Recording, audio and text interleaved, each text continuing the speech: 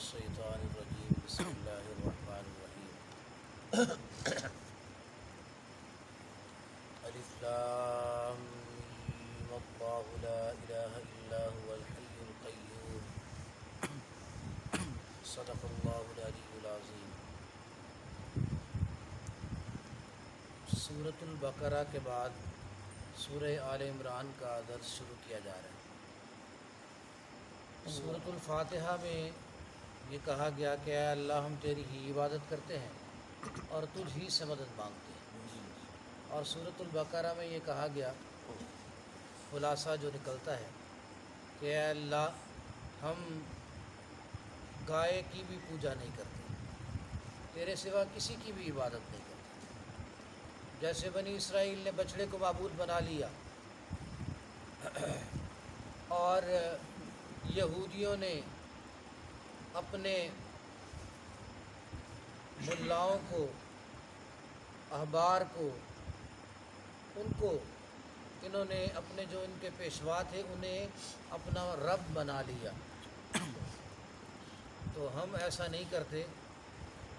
اور سورہ آل عمران میں یہ کہا جائے گا کہ ہم عیسیٰ علیہ الصلوۃ والتسلیم کو بھی رب نہیں مانتے، آل عمران کو بھی رب نہیں مانتے۔ آل عمران کون ہے؟ یہ حضرت مریم علیہ السلام کے والد کا نام ہے عمران، تو ان کی آل مشہور ہوگی آل عمران۔ تو سورۃ البقرہ میں یہودیوں کے حالات، بنی اسرائیل کے یہودیوں کے تمام تر ان کے حالات، ان کا تذکرہ کیا گیا تفصیلاً۔ اور سورہ آل عمران میں تقریباً 83 آیات تک عیسائیوں کا تذکرہ کیا گیا۔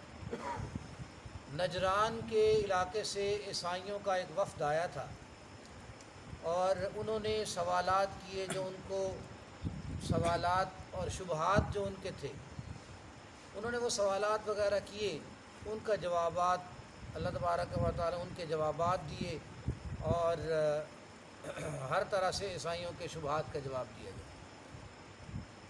اس کے علاوہ باقی بھی احکامات جو ہیں سورہ آل عمران میں آئے ہیں۔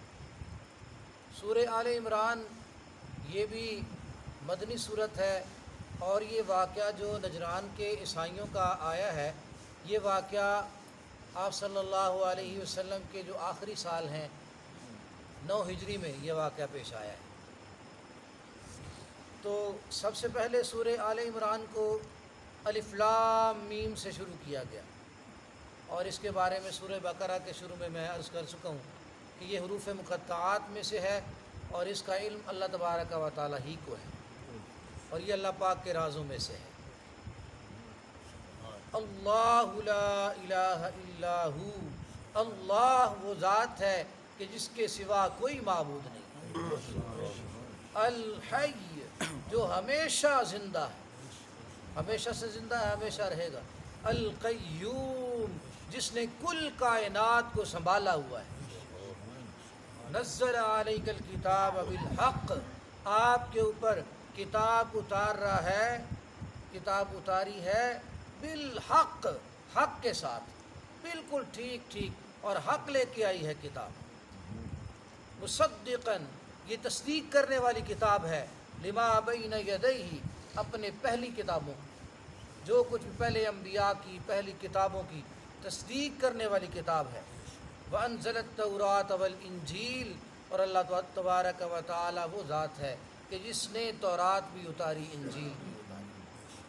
من قبل اس سے پہلے، یعنی قرآن سے پہلے، ہدی للناس وہ کتابیں بھی اپنے اپنے دور میں لوگوں کے لیے ہدایت کا ذریعہ تھی۔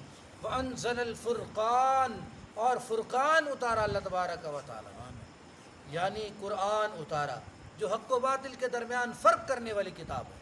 فرقان سے مراد معجزات بھی ہیں، نبی علیہ الصلوۃ والتسلیم کی صفات، نبی علیہ الصلوۃ والتسلیم کو دیے گئے معجزات، اور دیگر انبیاء کو بھی دیے گئے معجزات، اور ایسے بینات اور دلائل جو اللہ تبارک و تعالیٰ کی توحید کو واضح کر دیتے ہیں۔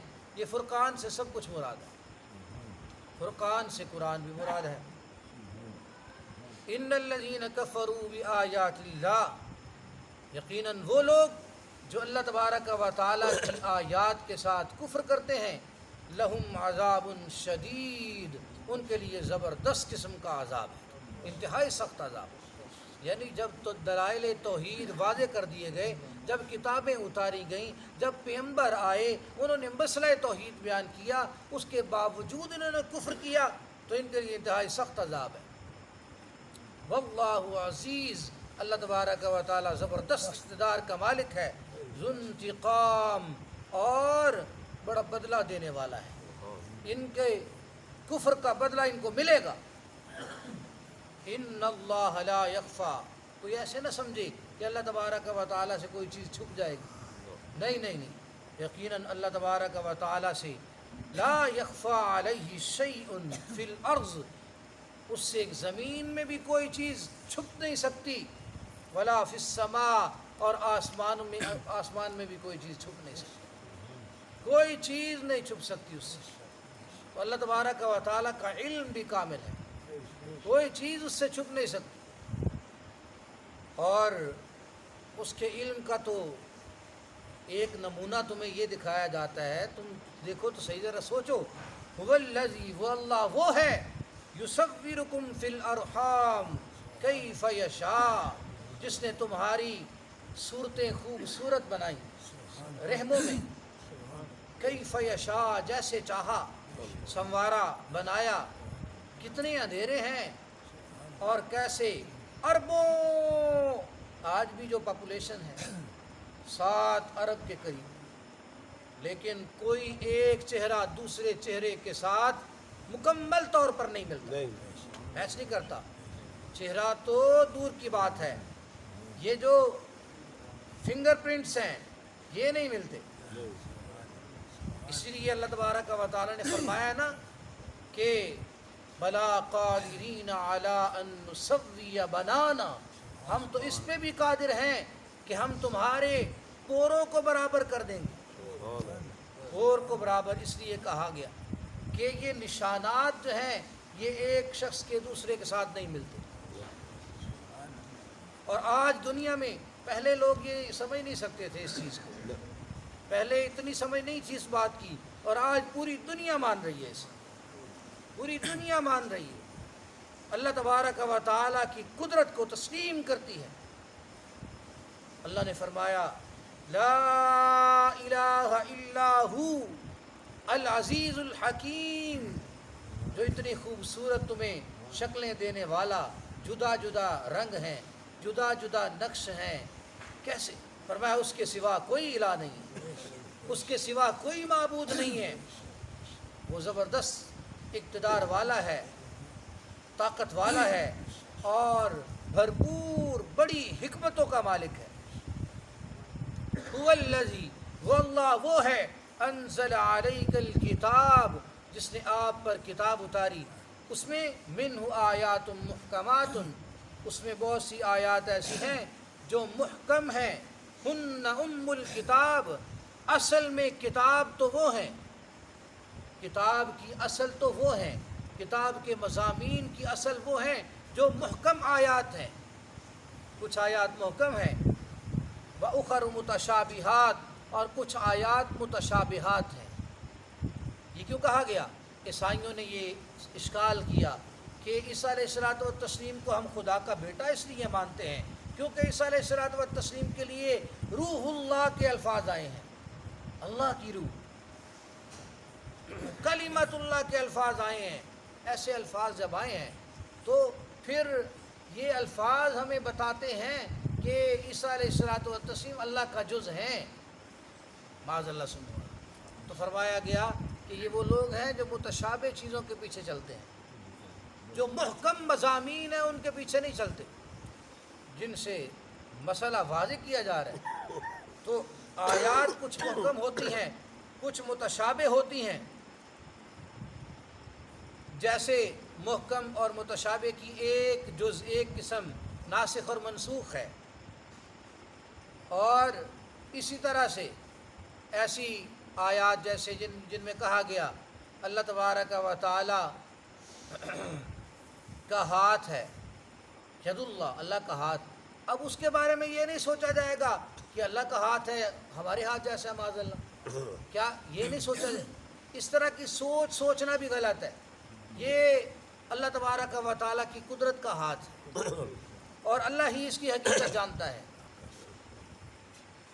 تو محکم آیات ہیں، کچھ متشابہ آیات ہیں، تو یہ کیا کرتے ہیں، یہ متشابہ کے پیچھے پڑ جاتے ہیں. فرمایا فَأَمَّا الَّذِينَ فِي قُلُوبِهِمْ زَيْغٌ، بہرحال وہ لوگ جن کے دلوں میں کجی ہے اور ٹیڑھ ہے، فَيَتَّبِعُونَ مَا تَشَابَهَ مِنْهُ ابْتِغَاءَ الْفِتْنَةِ وَابْتِغَاءَ تَأْوِيلِهِ. فرمایا یہ اس کے پیچھے پڑ جاتے ہیں تاکہ یہ متشابہ کے پیچھے پڑیں گے اور فتنے کو تلاش کرنے کے لیے، تاکہ فتنہ اٹھے، اور یہ اس کی تعویل کے پیچھے پڑ جاتے ہیں کہ اس کی کوئی تعویل ہمارے ہاتھ لگے، کہ جس کی تعویل کرنے کی ضرورت نہیں ہے. اللہ تبارک و تعالیٰ کے سپرد کرو، کہ اس کا علم اللہ پاک ہی کو ہے، لیکن یہ اس کی تعویل کے کھوج میں لگ جاتے ہیں. تو فرمایا یہ ان کے دلوں میں کجی ہے، ان کے دل ٹیڑھے ہیں. وَمَا يَعْلَمُ تَعْوِيلَهُ إِلَّا اللَّهُ، حالانکہ حقیقت یہ ہے کہ اس کی تعویل کو اللہ کے سوا کوئی نہیں جانتا. وَالرَّاسِخُونَ فِي الْعِلْمِ يَقُولُونَ آمَنَّا بِهِ، اور جو علم میں پختہ ہے وہ بھی یہی کہتے ہیں کہ ہم اس پہ ایمان لائے ہیں.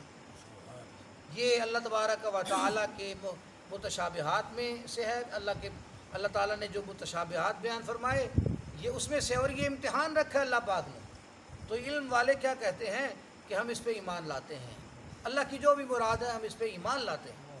کل من عند ربنا، سب کا سب ہمارے رب کی طرف سے. وما یذکر الا اولو الالباب، اور اس سے نصیحت وہی حاصل کرتے ہیں، اس کو وہی سمجھتے ہیں جو سمجھ والے ہیں، جو عقل والے ہیں. اس لیے وہ دعائیں بھی کرتے ہیں اللہ پاک سے، ربنا لا تزغ قلوبنا بعد اذ ہدیتنا وہب لنا من لدنک رحمہ انک انت الوہاب. اے ہمارے پروردگار ہمارے دلوں کو ٹیڑھا نہ کر، ہمارے دلوں میں کجی نہ آ جائے. یا اللہ جب تو نے ہمیں اذ ہدیتنا، جب تو نے ہمیں ہدایت دے دی ہے، ہدایت دینے کے بعد ہمارے دلوں کو ٹیڑھا نہ کر. وَهَبْ لَنَا مِن لَّدُنْكَ رَحْمَةً، اور اپنی طرف سے ہمیں رحمت نصیب فرما. إِنَّكَ أَنْتَ الْوَهَّابُ، یقیناً تو ہی تو ہے بخشنے والا، تو ہی تو سب کچھ عطا کرنے والا ہے. ربنا، اے ہمارے پروردگار، إِنَّكَ جَامِعُ النَّاسِ لِيَوْمٍ لَا رَيْبَ فِيهِ، یقیناً تو ہی لوگوں کو جمع کرنے والا ہے اس دن جس دن میں کوئی شک نہیں. وہ حشر کا دن ہے، اس میں جو کوئی شک کرنے والے کرتے ہیں شک، لیکن ایسی وہ اظہر من الشمس چیز ہے کہ اس میں کوئی شک نہیں ہے، وہ ہوگا. اور ایمان والوں کو اس پہ یقین ہے. ان اللہ لا یخلف المیعاد، یقینا اللہ تبارک و تعالی وعدہ کی خلاف ورزی نہیں کرتا. ان الذین کفروا لن تغنی عنہم اموالہم ولا اولادہم من اللہ شیئا، بے شک وہ لوگ جنہوں نے کفر کیا، آپ لن تغنی عنہم اموالہم، نہ ان کے اموال، ولا اولادہم، نہ ان کی اولاد، من اللہ شیئا، کچھ نہیں ان کو نفع دے سکتے اللہ پاک کے عذاب سے. جب کافروں کو اللہ پاک کا عذاب گھیرے گا تو نہ ان کے مال کام آئیں گے، نہ ان کی اولاد کام آئے گی. فَأُولَٰئِكَ هُمْ وَقُودُ النَّارِ، یہ سب کے سب آگ کا ایندھن بنیں گے، جہنم کا ایندھن بنے گے. كَدَأْبِ آلِ فرعون، جیسے فرعونیوں کے ساتھ ہوا. فرمایا فرعونیوں نے بھی ایسے کیا. وَالَّذِينَ مِن قَبْلِهِمْ، پہلے جو کافر گزر چکے ہیں سب نے ایسے جب کیا. كَذَّبُوا بِآيَاتِنَا، ہماری آیتوں کو جھٹلایا. فَأَخَذَهُمُ اللَّهُ بِذُنُوبِهِمْ، تو اللہ تبارک و تعالی نے ان کے گناہوں کی وجہ سے ان کو پکڑا. وَاللَّهُ شَدِيدُ الْعِقَابِ، اور اللہ تبارک و تعالی سخت عذاب دینے والا ہے. قُل لِّلَّذِينَ كَفَرُوا، آپ ان کافروں سے کہہ دیجیے، سَتُغْلَبُونَ وَتُحْشَرُونَ إِلَىٰ جَهَنَّمَ، عن قریب تم مغلوب ہو جاؤ گے اور تم جمع کیے جاؤ گے جہنم کی طرف. وَبِئْسَ الْمِہَادُ، بہت ہی برا بچھونا ہے، جہنم کا بچھونا بہت برا بچھونا ہے. نبی علیہ السلام نے فرمایا کہ جہنم کی آگ کو بھڑکایا گیا، اتنا بھڑکایا گیا کہ جہنم کی آگ سفید ہو گئی، پھر 1000 سال تک بھڑکایا گیا، تیز کیا گیا اور وہ سرخ ہو گئی، پھر 1000 سال تک اسے تیز کیا گیا اور وہ سیاہ ہو گئی، اور فرمایا اب وہ سیاہ ہے، سیاہ اتنی سیاہ ہے کہ ہاتھ بھی دکھائی نہیں دیتا، سیاہ بالکل سیاہ، ایسی سخت ترین، اور فرمایا تمہاری دنیا کی آگ سے 70 گنا تیز ہے، اور یہ 70واں حصہ ہے۔